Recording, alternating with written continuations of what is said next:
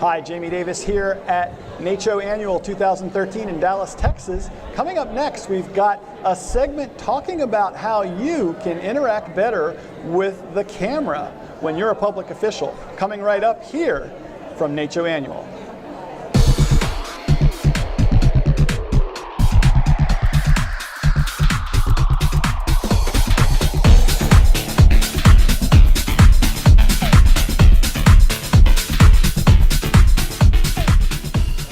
So I'd like for everybody to sit back and relax while we talk a little bit about how to interact with the media, and we've got some great people here to do that with me. First of all, I have Carrie Shear, social media consultant, and Carrie, tell us a little bit about your background and what you do. Yeah, I actually, I've got a very strange background. I've got a broadcast background, radio and TV, but also corporate communications for many years, and ending up in public health, where I served at Sacramento County as communications and media officer. And now I'm doing consulting, social media consulting, web video production, and really working with people about how to implement the latest social media and technical tools for better communication.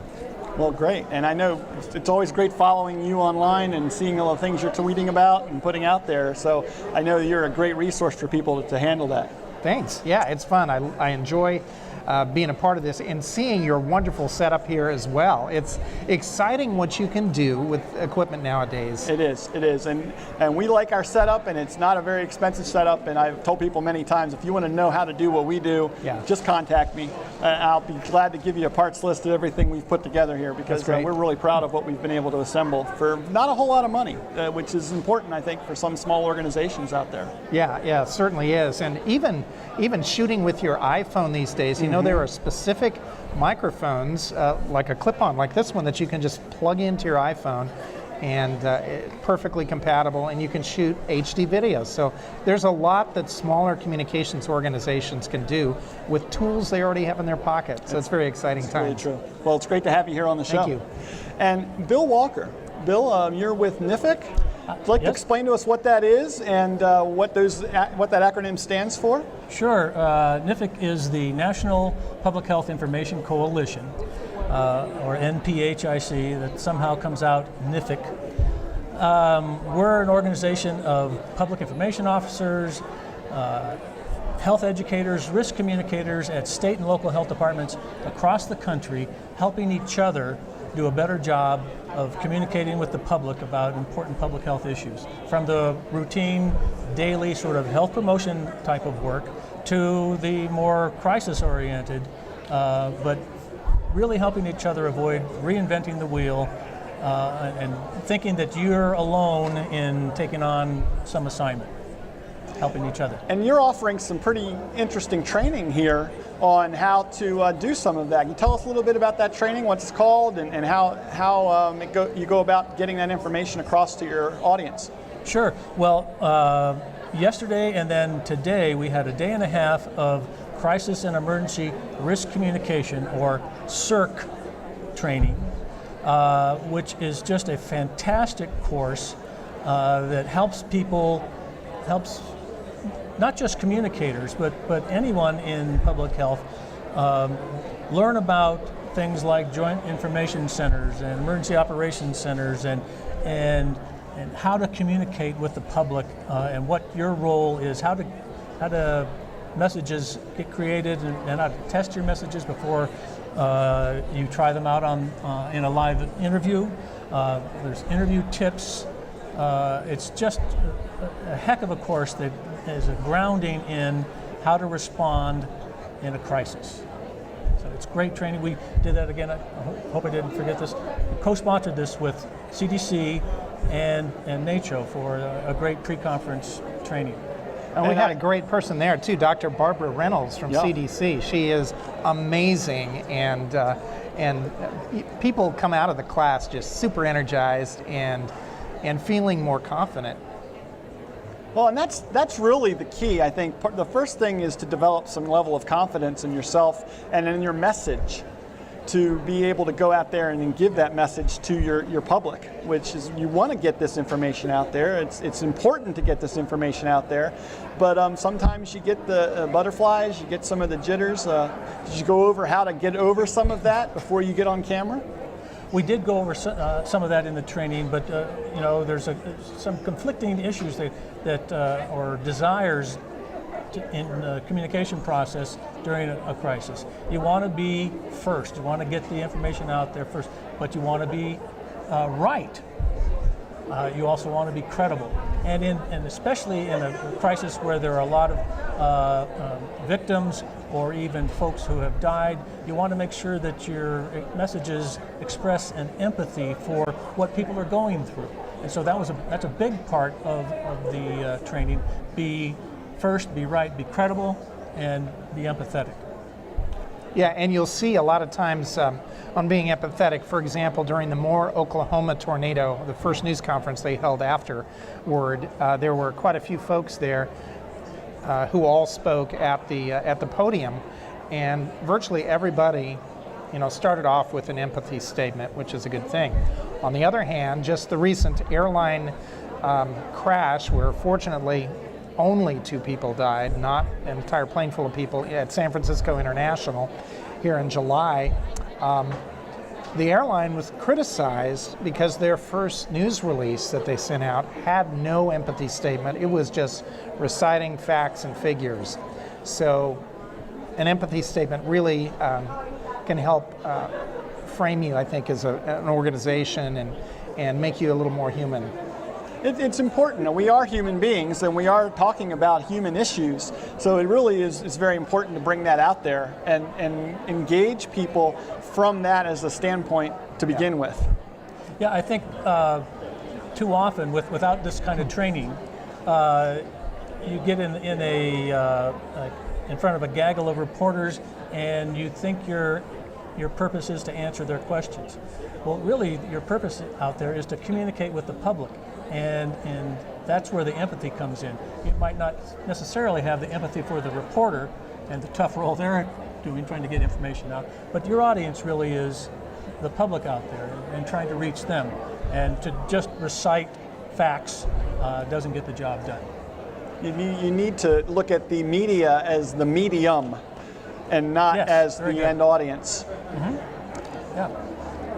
So, Carrie, a little earlier, we actually did a mock interview with a participant from the CERC training, right. And Mary did an excellent job overall. What were some of the things she did really right? Well, it's good. She really, I think, responded well to the questions, and she didn't speculate. That's one of the things a lot of times we're driven to, maybe a reporter might bait you into trying to speculate. What do you really think the cause is? Well, you don't want to do that. You don't want to go there.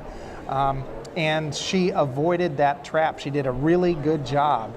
She talked about, the specifics of what we knew about the incident, what we didn't know about the incident, and it didn't really go beyond into speculation, which was a good thing. Yeah, it's to be honest, the reporter's job is to get as much information, every grain, every particle of information out of you as possible in those situations. So it is their job to ask those tough questions and hopefully get an answer. Yeah. But it is important to stay on your fact sheet, to stay on target with your list of things that you're supposed to be getting out to the public. Again, staying focused, like you said, on getting information to the public as the end goal. Yeah, and you want to make sure that you have some key messages in mind before you go before the camera, or sit down one-on-one with a print reporter, and be able to segue to the information you want to get out there. You got to pay respect to a reporter's question, but you can pivot to your message easily if you're thinking about that ahead of time. Yeah, the social media component too, it's huge because traditional media wants to, ideally they want to make sure their sources are confirmed and their information is correct before they go out with it. So they're a little slower in many cases, but you've got Twitter out there immediately with information, some of which is accurate, some of which may not be accurate. When we were talking, putting Mary through the mock interview process, I threw out some information about something that had been seen on Twitter. Well, she didn't have the information, and she, rightly so, just kind of bridged back to here's what we know. But there's a lot of, I think, pressure out there to be first and have information quickly, and sometimes you feel upstaged by social media. But as agencies, and we work for an agency, we really need to make sure that we get the information right before we put it out. And speaking of that, Carrie, monitoring social media out there during a crisis is really helpful to your agency's communication efforts. Yeah. It can drive what you're putting on your website in terms of FAQs and really help you communicate with the public. Because if one person's asking a question or raising an issue on Twitter, other people are interested in that same issue, and you can use that to improve your ability to communicate with the public. Right, and of course, if you see a whole bunch of people, repeating the same inaccurate information, you know that you've got an issue, and you've got to get out there and correct that right away. Absolutely. And using your social media tools, I would imagine, gives you a lot more control over the message when you're putting it out on your channel. Because you can put out the message you choose to put out without, you can answer the question you want to have answered rather than something else. And you can put it out completely too, not edited down to a 15-second soundbite.